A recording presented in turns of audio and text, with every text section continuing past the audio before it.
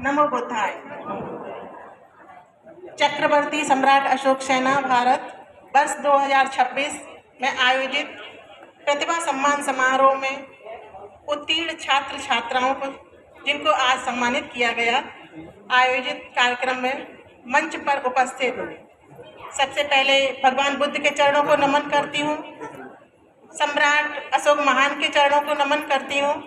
मंच पर उपस्थित बहुत बहुत सम्मानित हमारे परम पूजनीय भंते जी को नमन करती हूँ और मंच पर उपस्थित विशिष्ट अतिथि डॉक्टर SN सिंह जिला मलेरिया अधिकारी जी, पिछले कार्यक्रम में भी भाई साहब हमारे साथ थे, आपका हमें बहुत अच्छा सानिध्य प्राप्त हुआ। और दूसरे विशिष्ट अतिथि डॉक्टर नीलेश कुमार साकी जी, MBBS MD प्रोफेसर लखनऊ। आप सभी लोग हमारे समाज का गौरव हैं, आप सभी का बहुत बहुत अभिनंदन। चक्रवर्ती सम्राट श्री अशोक सेना के राष्ट्रीय अध्यक्ष आदरणीय भाई श्री सुनील कुशवाहा जी जो जी तोड़ मेहनत करते हैं। मैं देखती हूँ फेसबुक पर आप कहीं ना कहीं समाज में जो भी कार्यक्रम होते हैं, रविंद्र भाई साहब बढ़ चढ़ के समाज में जागरूकता लाने का काम कर रहे हैं, ऐसे भाई साहब। और राष्ट्रीय महासचिव श्री रविंद्र कुमार जी, ये भाई साहब आप दोनों एक दूसरे के हमें लगता पूरक है जी।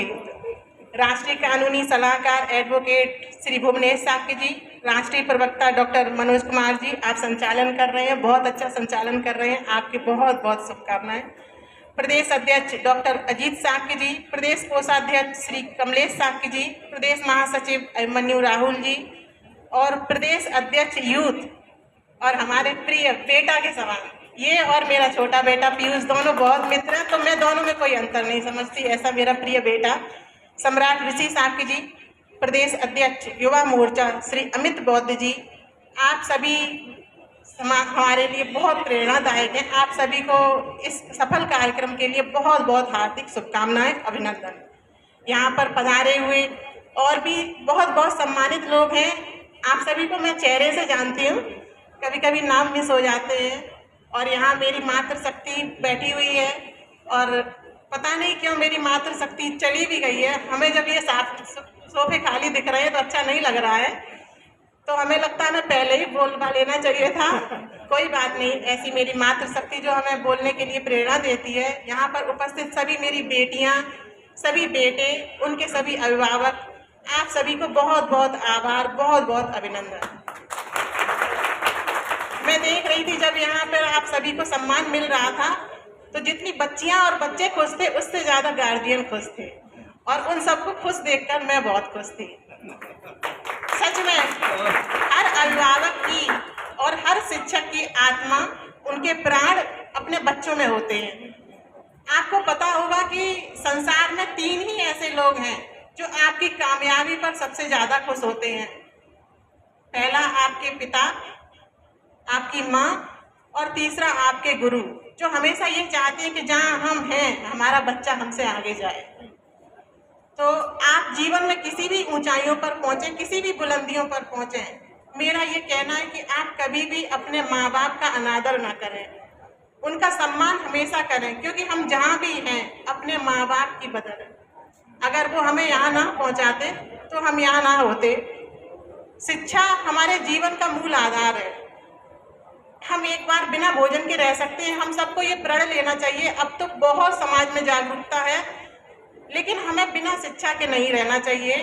मेरा मानना है कि ऐसे इस शरीर को जीवित रखने के लिए हमारी श्वास, हमारे प्राण आवश्यक हैं, वैसे ही हमारा जीवन अच्छा चले, हम अनुशासन में रहें, हम ईमानदारी से रहें, हम सम्मान पूर्वक जीवन जिएं, उसके लिए शिक्षा बहुत आवश्यक है। और बहुत खुशी होती है जब हमारे समाज में अब ये सब बहुत बढ़ चढ़ के आगे होने लगा है। मैं लगभग हर महीने किसी न किसी प्रतिभा सम्मान समारोह में जाती हूँ और मुझे बहुत अच्छा लगता है कि हमारे समाज के इतने होनहार बच्चे दिन प्रतिदिन आगे बढ़ रहे हैं। तो आप सभी को उज्जवल भविष्य के लिए बहुत बहुत हार्दिक शुभकामनाएं, अभिनंदन और नमन करती हूँ। मैं जैसा अभी बताया अपने ज्योतिबा फूले जी को, उन्होंने बचपन से ही शिक्षा के प्रति जो उनका एक लक्ष्य रहा, अगर उनके जीवन में हम लोग कहते हैं कि जैसा हम सोचते हैं वैसा हम बन जाते हैं, ऐसा कहा जाता है कि जैसा हम सोचते हैं वैसा ही हम बन जाते हैं। ये सभी मैं अपनी सभी बच्चियों को और बच्चों को भी कहना चाहती हूँ कि आप बचपन से बस एक ही लगन लगाइए कि हमें अपने जीवन में कामयाब होना है और निश्चित आप एक दिन कामयाब हो जाएंगे। अगर हमारी ज्योतिबा फूले जी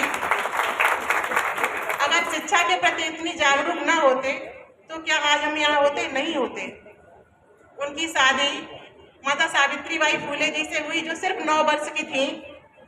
उन्होंने जब देखा कि माता सावित्रीबाई फूले जी का शिक्षा की तरफ रुझान है, उस समय हम लोगों को, महिलाओं को शिक्षा का कोई अधिकार नहीं था। बहुत हम लोग एकदम घरों में कैद रहते थे और उस समय ज्योति की अलग जगाने के लिए माता सावित्रीबाई फूले जी ने, आपने देखा है, आपने पढ़ा है, उनकी मूवी भी आई है, किन किन कठिन परिस्थितियों से गुजरी है, लेकिन उन्होंने हार नहीं मानी, क्योंकि उन्होंने अपने मन में एक दृढ़ संकल्प लिया था कि हमें शिक्षा का प्रचार प्रसार करना है। उन्होंने, वो चाहते तो वो संपन्न थे, लेकिन उनको लगा कि नहीं, ये समाज में हर बेटी तक ये संदेश जाना चाहिए कि शिक्षा का अधिकार अगर पुरुष को है तो उतना ही शिक्षा का अधिकार बराबर नारी को भी है। जब वो पढ़ाने जाती थी तो उनके ऊपर कीचड़ फेंका जाता था, तो एक अलग से साड़ी अपने बैग में रख के ले जाती थी, थैले में, और बदल लेती थी। लेकिन उन्होंने कभी भी अपना मार्ग नहीं छोड़ा। हमारे जितने भी महापुरुष हुए, हम बताना चाहते हैं कि अगर मैं भी आज यहाँ हूँ तो उन माँ सावित्रीबाई फूले की वजह से हूँ। हमारी जो भी नारी है आज जिस भी पद पर है, उस सबको सबसे पहले उठकर माँ सावित्रीबाई फूले के चरणों को नमन करना चाहिए कि आज उन्हीं की देन है कि आज हम यहाँ इस मंच पर बोलने लायक हैं। उन्हीं की देन है कि आज हम समाज में सिर ऊंचा करके जीते हैं। उन्हीं की देन है कि आज हम समाज में सबसे कंधे से कंधा मिला के चलते हैं। और आज तो वो दिन दूर नहीं है जब बेटियों ने धरती से लेके आकाश तक का सफर तय कर लिया है।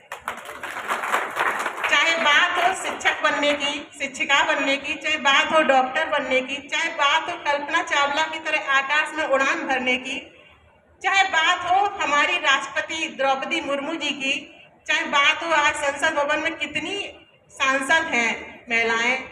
आपने विधान सभा में देखा, विधान पालिका में कितनी महिलाएं हैं। आप जहां भी देखें आज हम बराबर की सबसे कंधा से कंधा मिलाते हैं। लेकिन मेरा महिलाओं और बच्चियों से भी यही संदेश है कि आप जीवन में किसी भी ऊंचाइयों पर पहुंचे, लेकिन अपने संस्कार ना भूलें। बेटों से भी यही है कि अगर आप अपने परिवार को लेकर चलते हैं तो आप सही मायने में शिक्षित हैं। बेटियां हमारी बहुत अच्छी होती हैं और सही है, ये ईश्वर ने शायद हमें ये अद्भुत क्षमता दी है कि हमें धैर्य करने की क्षमता बहुत ज़्यादा होती है। तो हम घर में ही संभाल सकती हैं और हम बाहर भी संभाल सकती हैं। मेरा ऐसा मानना है कि हमारे अगर पुरुष बहुत अच्छे हैं तो हम उनसे कहीं ज़्यादा बहुत बहुत अच्छे हैं कि नहीं है? तो आप लोग समाज में आगे बढ़िए, अपने परिवार का नाम रोशन करिए। जब आप अपने परिवार का नाम रोशन करेंगी तो फिर आपके परिवार को आप पर गर्व होगा, आपके समाज को आप पर गर्व होगा, और उससे भी ज़्यादा जब और आप आगे बढ़ेंगी तो आपके देश को भी आप पे गर्व होगा। और लेकिन जब आप अपने संस्कारों के साथ चलेंगी, जो हमारे देश की अमूल्य धरोहर है, विदेश में तो संस्कार कहीं है नहीं, संस्कार जो भी बचे हैं हमारे बस भारत देश में बचे हैं। तो मैं जहाँ भी जाती हूँ बस मेरा एक ही सभी से कहना होता है कि चाहे हम बहुत पढ़ें, असली पढ़ाई हमारी तभी है जब हम शिक्षा को और संस्कार को दोनों को साथ लेकर चलें। क्योंकि जो हमारी आदतें होती हैं ना, वही धीरे धीरे हमारा चरित्र बन जाती हैं। अगर हम डेली सुबह उठ के कहते 4 बजे उठ के पढ़ने की आदत डाल लें तो अपने आप हमारी आँख 4 बजे खुलने लगेगी। अगर हम हमेशा सत्य, भगवान जैसे बुद्ध ने कहा है कि हमेशा सत्य की राह पर चले, हमेशा शांति का संदेश दें। हमारे पूजनीय भंते जी बैठे हैं, भगवान बुद्ध जो हम सबके जीवन में बसे हुए हैं। अगर भगवान बुद्ध ना होते तो हमारे जीवन में शांति ना होती। और इसका प्रत्यक्ष प्रमाण है अशोक महान, जो पूरा विश्व विजेता बनने के बाद चाहते तो पूरे विश्व पर राज करते, लेकिन जब उन्हें सत्य का बोध हुआ कलिंग युद्ध के बाद, तो उन्होंने बौद्ध धर्म का प्रचार प्रसार किया, पूरे देश में शांति का प्रचार किया। और हम उनको सत सत नमन करते हैं, उनके आदर्शों को सत सत नमन करते हैं। उन्हीं की कोशिश है कि ये आज हमारा बौद्ध धर्म पूरे विश्व में फैला हुआ है। ये हमारे अशोक महान, हमारा राष्ट्रीय प्रतीक चिन्ह भी अशोक स्तंभ, जो हमारा गर्व है। हम जब देखते हैं कि पार्लियामेंट में सबसे आगे स्तंभ है वो सम्राट अशोक का है, तो हमारा सिर गर्व से ऊंचा हो जाता है। जब हमसे कोई पूछता है कि आप किस वंश में हो और हम कहते हैं कि हम भगवान बौद्ध के वंश से हैं, तो सच में उस समय हमें इतना गर्व महसूस होता है और मैं बार बार भगवान को नमन करती हूँ, उनका आभार करती हूँ कि आपने हमें ऐसे वंश में पैदा किया। तो ये हम सभी का कर्तव्य है कि हम उसको आगे बढ़ाएं, भगवान बुद्ध का जो संदेश है उसको घर घर तक पहुँचाएं, और उसी का कार्य हमारी चक्रवर्ती सम्राट अशोक सेना कर रही है। तो पूरी अशोक सेना को बहुत बहुत बधाई। जैसा कि आप सभी जानते हैं कि मेरे पति श्री रघुराज सिंह साकी जी इटावा से 2 बार सांसद और वहीं से विधायक रहे हैं, और आप सभी को बहुत, मेरे ख्याल से आप सभी लोग उनको बहुत अच्छे से जानते हैं। तो हर हफ्ते में 2-3 दिन ऐसे मैंने देखे हैं जब आपकी तारीफ करते हैं, क्योंकि जब भी हम फेसबुक देखते हैं आप कहीं ना कहीं किसी न किसी सामाजिक कार्य कर रहे होते हैं। तो सच में अगर हम सभी ऐसा ही एकजुट होकर संकल्प कर लें तो हमारे समाज की तस्वीर कुछ और हो जाए, और एक दिन ये तस्वीर निश्चित बदलेगी, ऐसा मुझे पूर्ण विश्वास है। क्योंकि अब हम दिन पर दिन जागरूक होते ही जा रहे हैं, कोई ना कोई कड़ी हमारे साथ प्रतिदिन ऐसे जुड़ती जा रही है, और हमने देखा है कि पहले की तुलना में अब बेटियां भी हमारी बहुत बहुत आगे हैं। चाहे हमने देखा है कंपटीशन, जैसे अभी हमारी परीक्षाएं हो रही हैं, परीक्षाओं में व्यवधान भी आता है, क्योंकि अब ये है कि मुख्यमंत्री जी चाहते हैं कि निष्पक्ष परीक्षा हो, पारदर्शी हो।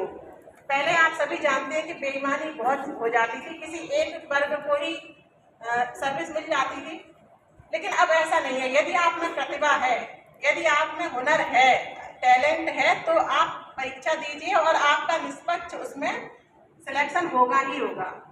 ये मेरी आपको गारंटी है कि अब बेईमानी नहीं है, क्योंकि जहाँ मैं हूँ वहाँ मैं देखती हूँ कि हम सबका एक सूत्री कार्यक्रम है कि अगर जो बच्चा होनहार है उसको उसका अधिकार मिले।